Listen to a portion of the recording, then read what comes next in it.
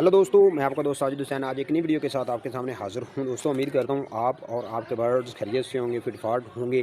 दोस्तों ये जो दिन आपके सामने चल रहे हैं ये कुछ मेरे एक्सपीरियंस के हिसाब से मैं आपको बताऊँगा कि अगर आप अपने बर्ड्स की इस तरह की हालत देखते हैं, जिस तरह की हालत आप स्क्रीन पर आप नज़र आ रही है, तो आप इस बात का यकीनन ख्याल रखें कि इन दिनों में यानी कि 2 माह तकरीबन गुजर चुके हैं और 2 माह आगे आने वाले जो हैं, इन दिनों में आप अपने बर्ड से आप अपने कबूतरों से ब्रीड ना लें तो बेहतर है।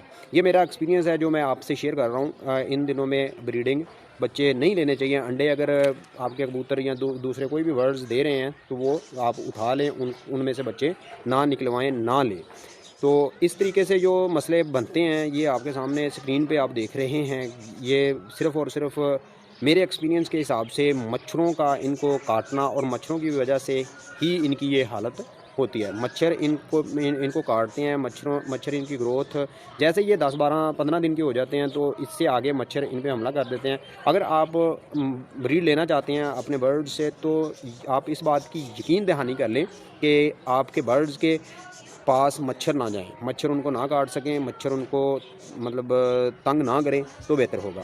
फिर ही आपके बर्ड्स अच्छे से अपनी ग्रोथ को बढ़ा सकेंगे, परवरिश पा सकेंगे। आपने देखा होगा कि अक्सर इस मामले में आपके बर्ड्स के जो बड़े आपके पास पेयर होते हैं या बड़े जानवर आपके पास होते हैं उनमें इस तरह की जो भी कमज़ोरी या जो भी आप कह सकते हैं कि इनमें जो आपको नज़र आता है वो नहीं होता। बड़े परिंदों में, छोटे परिंदों में ये आपको अक्सर देखने में मतलब आता होगा और आपके बर्ड्स इसी वजह से मर भी जाते होंगे। तो इसी अगर आप ट्रीटमेंट पूछते हैं, इसका इलाज पूछते हैं कि आपने ब्रीड लेनी ही लेनी है और इसका कोई इलाज मुमकिन इलाज होना चाहिए, तो मेरे हिसाब से अगर मैं आपको बताता हूँ तो आप अपने बर्ड्स के केज में मच्छरों वाली स्प्रे करें। इसके अलावा आप अगरबत्ती जला के उसको अपने बर्ड्स के केज के करीब रख दें। इसके अलावा और भी आप पेट्रोल ले लें। पेट्रोल को आप डीज़ल में मिक्स करके उसका छिड़काव अपने केज में, अपने बर्ड्स के केज में करें।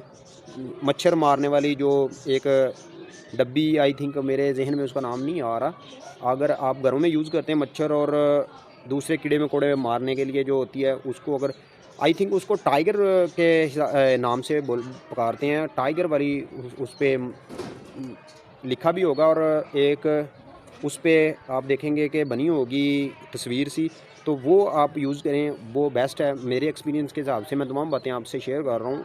बेहतर तो यही है कि आप इन दिनों में अपने बर्ड से ब्रीड ना लें। यही हालत होगी, यही उनकी तमाम तर एक्टिविटी आपको नज़र आएगी। इस तरीके से उनकी जो भी ग्रोथ है वो आपको अच्छे से परवरिश पाती हुई नज़र नहीं आएगी।